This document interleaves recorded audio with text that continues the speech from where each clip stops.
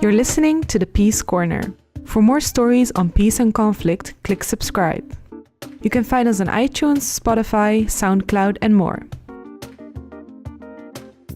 The struggle for identity and self-determination fuel conflict in many regions of the world.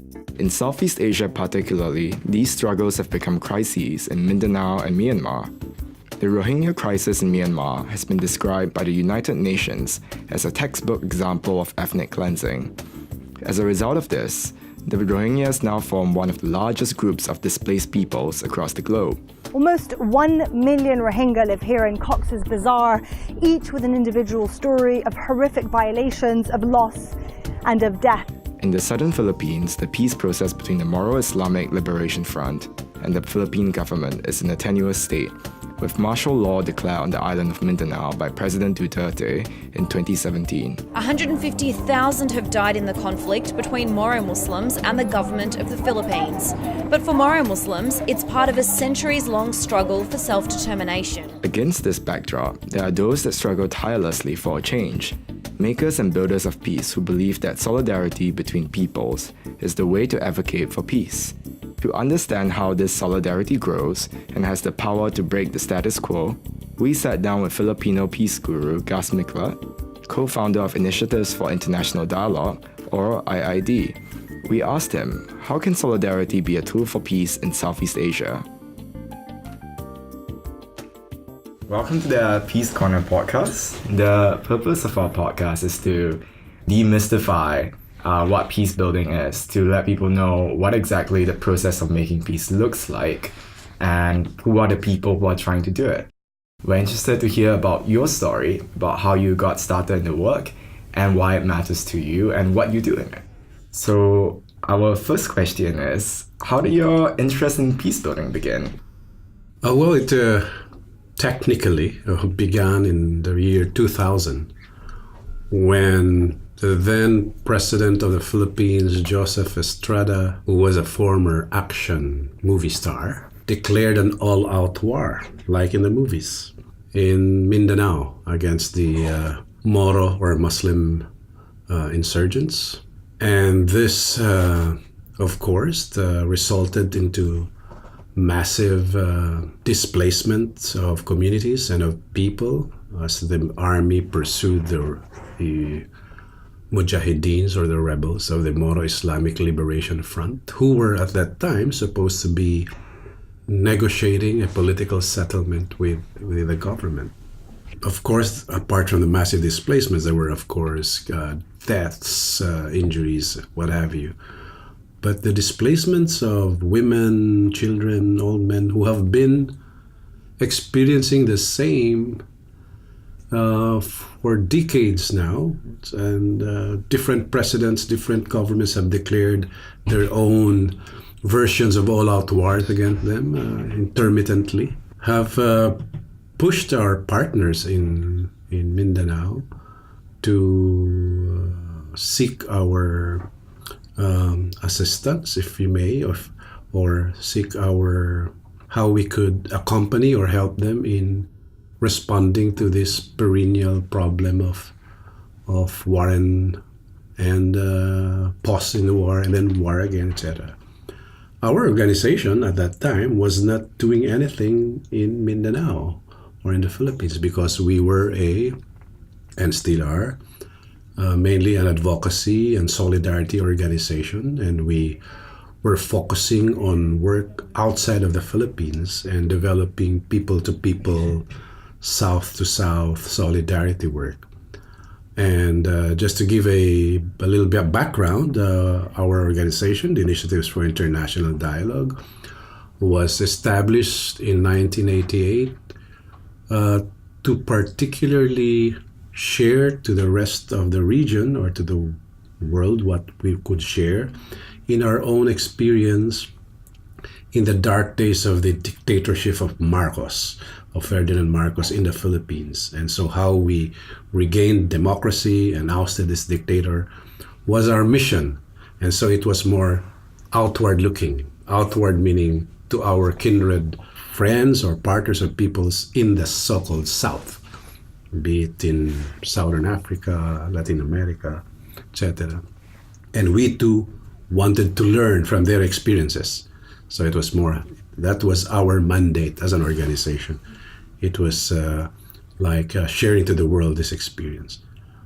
But back to 2000, while we were based in Davao in the south of the Philippines and doing this outward south-to-south work in East Timor, in Burma, in Aceh, West Papua, South Thailand, doing internships in Southern Africa, Nicaragua, El Salvador, and all of this, we felt that when our partners were saying, hey, why are you doing these things outside and not doing something here inside the Philippines itself, even if our mandate was clearly for that.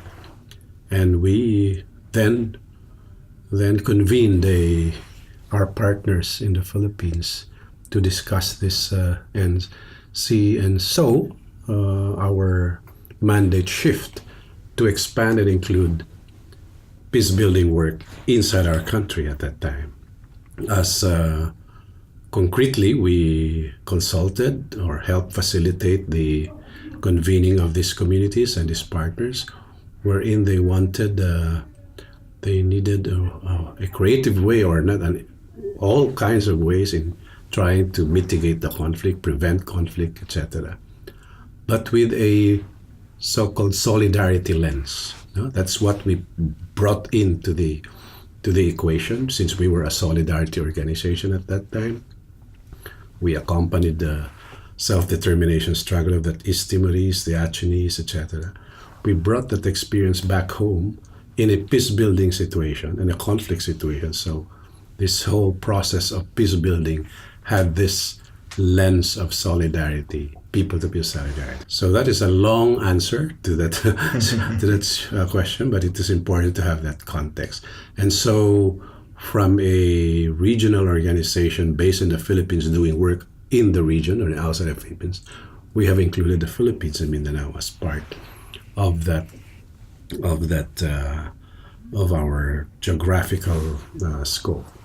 As a caveat, since we do south-south people-to-people work, we are based in the south of the Philippines, geographically, in an island, Mindanao, where there are different peoples and groups asserting their own nationhood, their own identities, their own aspirations, which among themselves is also south to south. So where else can we practice and live our philosophy or our mandate, so to speak, of south-south, but in an island of asserting, ascendant, and struggling peoples, South peoples. So I'm curious to know more about how this people-to-people solidarity takes shape.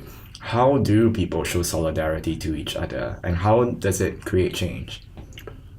There are different ways and different expressions of solidarity. We started with galvanizing support from the civil society in the region to support the cause of self-determination of East Timor at that time, in the early 90s, by organizing a coalition in the region of peoples in Southeast Asia.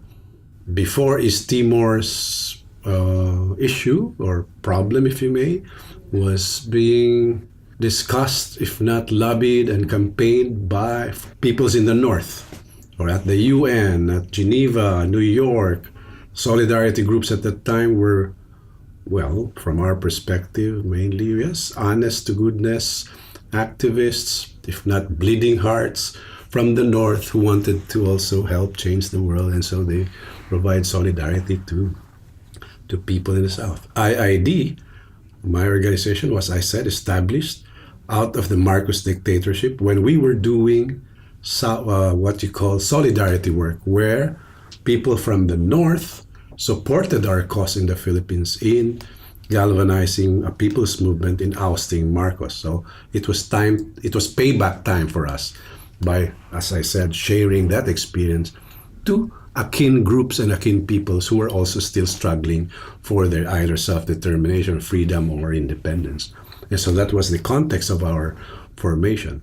And so when we did this, we wanted to focus on south to south, or people to people, people to people. When we say south to south, though, we expanded that concept to include people in the North who have a South perspective.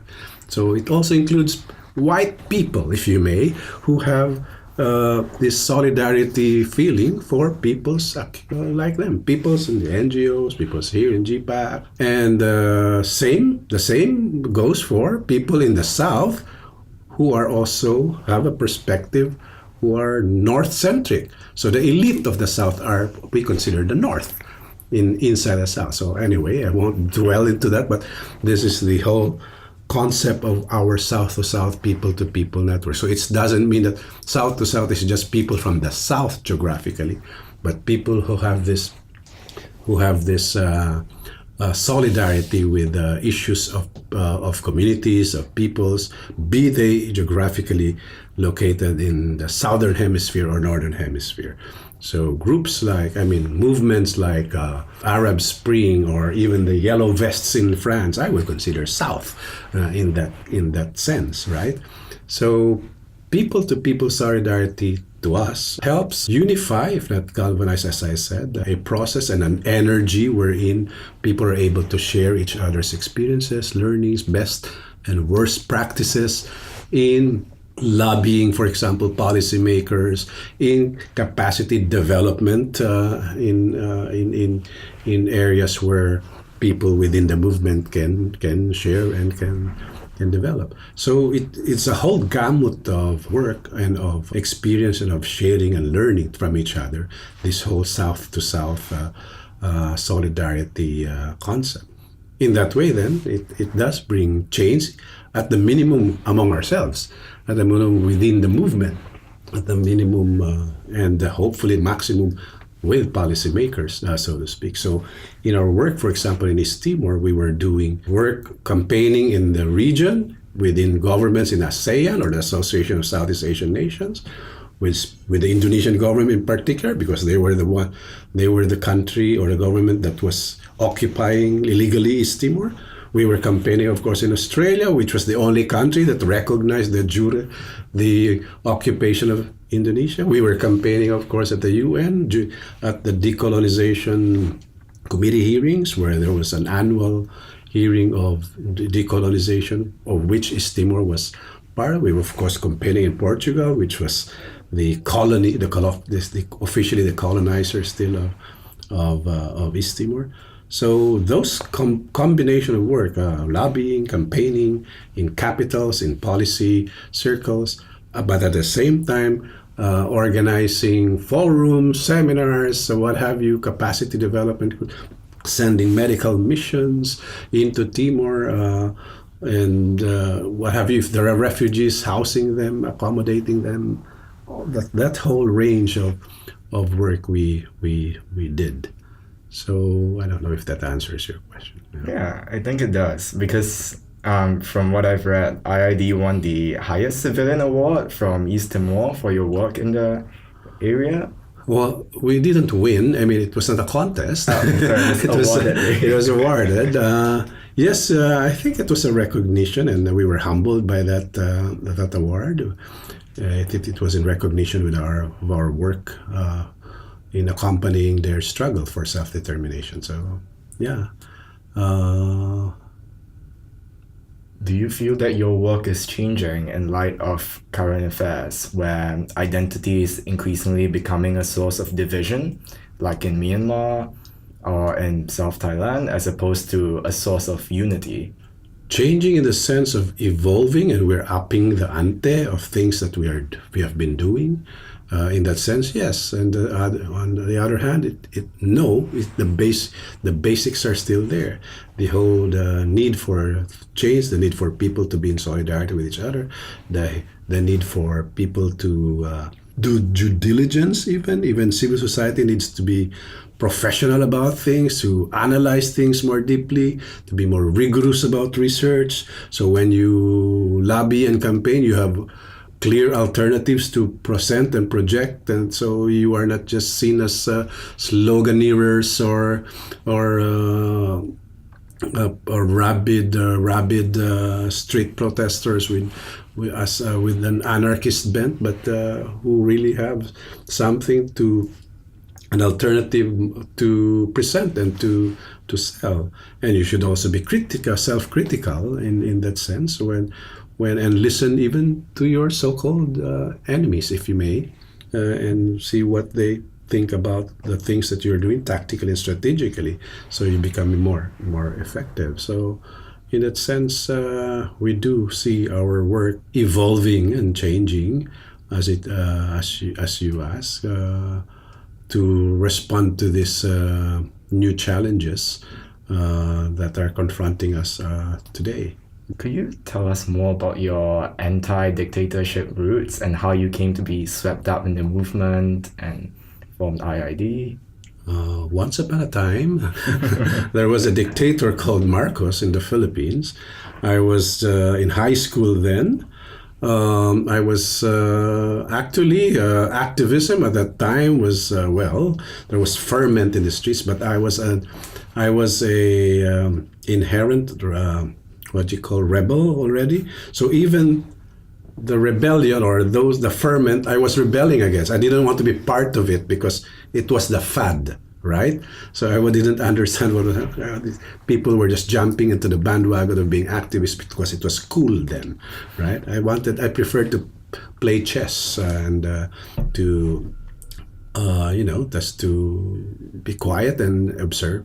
But of course, you became more critical, and you see things happening around you, and you saw how the dictatorship was running roughshod over people's lives, future, your colleagues, your family, and even the culture was being trampled upon by this imposition of not of your make. And then, of course, you become very aware. You become about things. You study certain concepts and theories. You become critical, and you have this lens of analyzing things.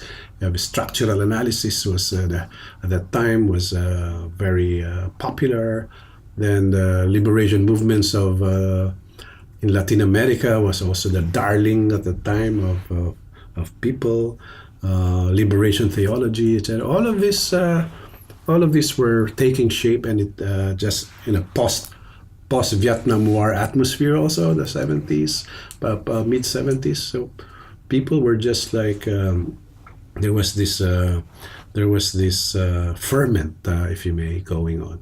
And I was exposed to all of this. While being exposed and witnessing the atrocities committed by the dictatorship, the military in particular, upon ordinary citizens in particular, and also in activists and friends around you who were only trying to do good for their own country. And so I got recruited into the broad anti-dictatorship movement, and did different tasks and work, from organizing students to organizing a cultural movement in our city, wherein the prevalent culture at that time was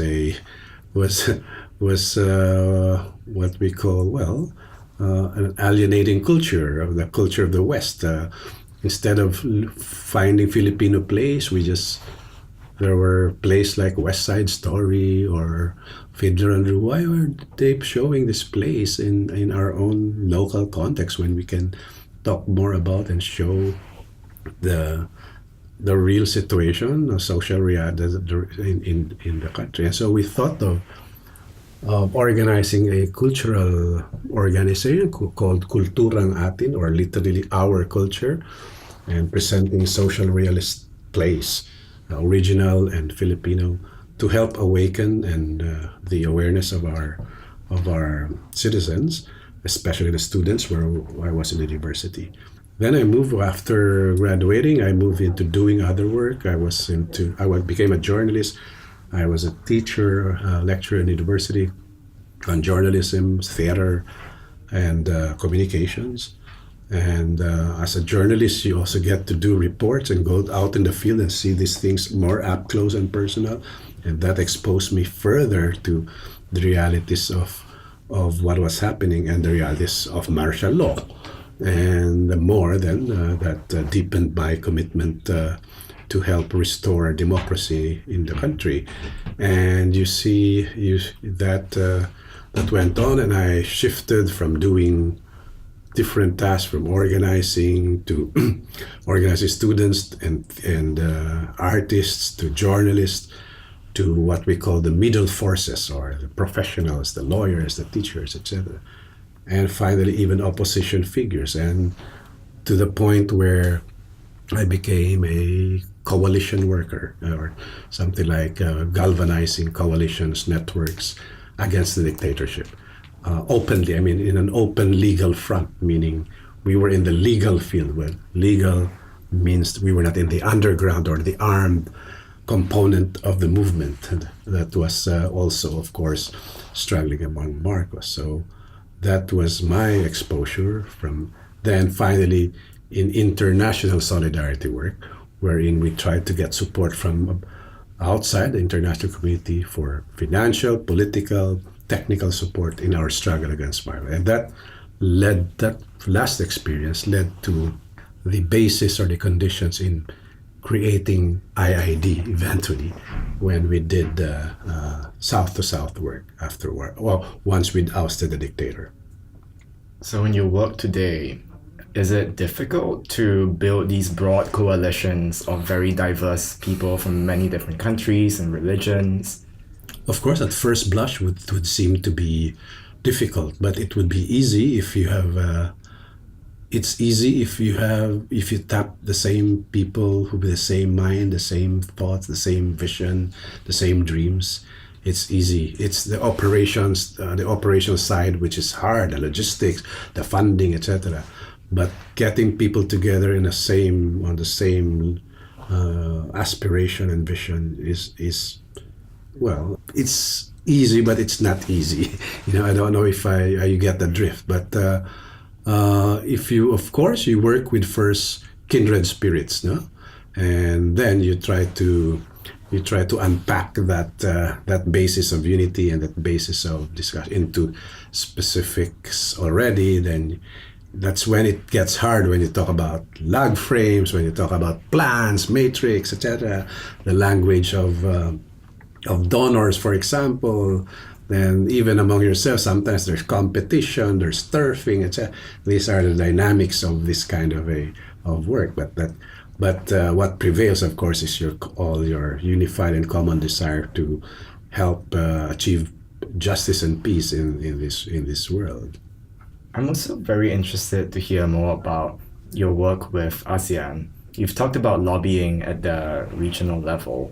And I think something that has changed very concretely recently is ASEAN's shift on its policies on Myanmar to begin advocating for less of a non-interventionist approach as it has in the past. Could you tell us more about that? Well, we're happy. Of course, we count our blessings. We know what ASEAN is. We know its limitations. What was the basis of its formation. So when you do lobby and engage entities, you have to know also the parameters and the limit, and you have to manage your expectations. But you go for the maximum, push the envelope, if you may, then but be realistic, be realistic, and don't put all your eggs in one basket. Engaging ASEAN is not the be all and end all of our advocacy in the region. There are other platforms and arenas for achieving what you want to achieve. So in lobbying ASEAN, yes, for a long time, since its inception, its policy has been non-interference, constructive engagement, if you may, etc. But this has, in the past, very recently, for example, two government official representatives from Indonesia and Malaysia in the ASEAN Intergovernmental Human Rights Commission practically broke protocol by issuing a joint statement on the Rohingya issue in Myanmar, which was a no-no before within ASEAN. You don't do things like that. You do things by consensus. So if one nation doesn't want one thing, that won't pass. But these two very progressive, if you may, and very representatives, government representatives, and they had the imprimatur of the respective governments at that time. Of course, we have to understand the context also. It was the Rohingyas, they were both Muslim countries also, so those dynamics play. But you count your blessings, as I said. So this happened, and they issued this joint statement, and we were happy in a way to help in a little way, maybe contribute to that condition. And some of our partners even contributed to that statement that they made. So actually, if it is true indeed that they are officially shifting their policy, if not their approach in the Rohingya issue, then that's a little step in the right direction. But then you don't, again, as I said, put everything in that. You will have to expect things only at a particular level. If it will help galvanize the Rohingyas and the support of the Rohingyas in the region, then so be it. We will harness what we can from that development. So we have a few fixed questions that we are asking to all our guests. So something we're interested to hear about is, what is something you hope to see achieved in the world of peace building, whether it's globally or locally, within the next year?